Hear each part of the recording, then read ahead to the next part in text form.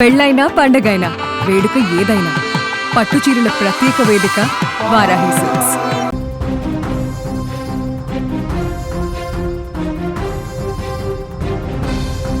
నిన్న నుంచి ఎడతెరిపి లేకుండా కురుస్తున్న ముసురు వాన హైదరాబాద్ మహానగరాన్ని కమ్మేసింది. నిన్నటి నుంచి మొదలైన ఈ వాన జోరు ఏమాత్రం తగ్గలేదు. సాయంత్రం కాస్త గ్యాప్ ఇచ్చినా అర్ధరాత్రి దాటాక మళ్లీ తన ప్రతాపాన్ని చూపించింది. ఉదయాన్నే నిద్రలేచి ఆఫీసులు, స్కూళ్లకు వెళ్లే వారికి తీవ్ర ఇబ్బందిగా మారింది. ఈ వర్ష ప్రభావం హైదరాబాద్ లోనే కాదు, 2 తెలుగు రాష్ట్రాల్లోనూ ఉంది. బంగాళాఖాతంలో ఏర్పడిన అల్పపీడన ప్రభావంతో ఇవాళ రేపు తెలుగు రాష్ట్రాల్లో వర్షాలు కురవనున్నాయి.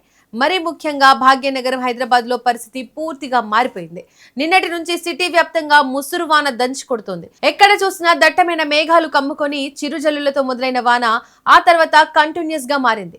సాయంత్రం పూట కాసేపు వాన కొద్దిసేపు గ్యాప్ ఇచ్చి ప్రజలకు కాస్త ఊరటనిచ్చినా రాత్రి అయ్యేసరికి మళ్లీ భారీ వర్షం మొదలైంది.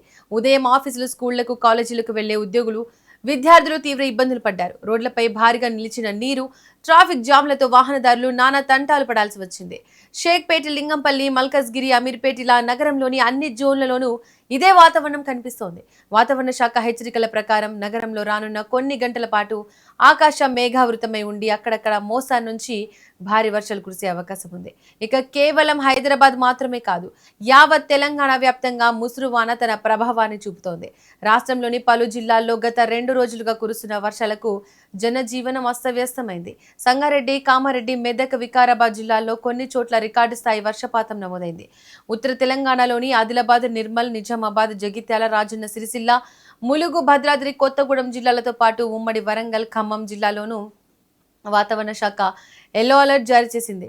బంగాళాఖాతంలో ఏర్పడిన అల్పపీడన ప్రభావంతో ఈ వర్షాలు మరో 2 రోజుల పాటు కొనసాగే అవకాశం ఉందని ఐఎండీ స్పష్టం చేసింది. అయితే దేశవ్యాప్తంగా ఎల్నినో ప్రభావంతో వర్షాలు తగ్గుముఖం పడతాయనే అంచనాలు ఉన్నప్పటికీ తెలంగాణలో మాత్రం ఆగస్టులో సాధారణం కంటే ఎక్కువ వర్షపాతం నమోదయ్యే ఛాన్స్ ఉందని వాతావరణ నిపుణులు అంచనా వేస్తున్నారు.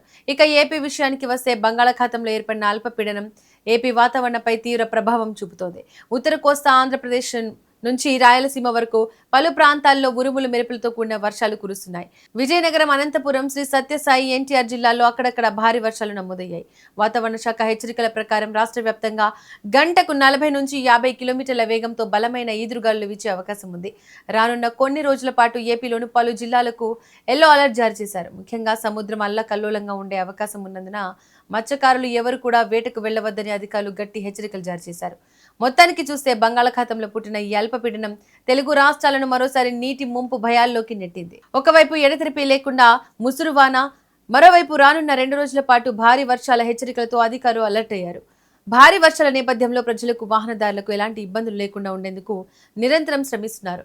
మరీ ముఖ్యంగా హైదరాబాద్ వంటి మహానగరంలో జీహెచ్ఎంసీ సిబ్బంది 24 గంటలకు తీవ్రంగా శ్రమిస్తున్నారు.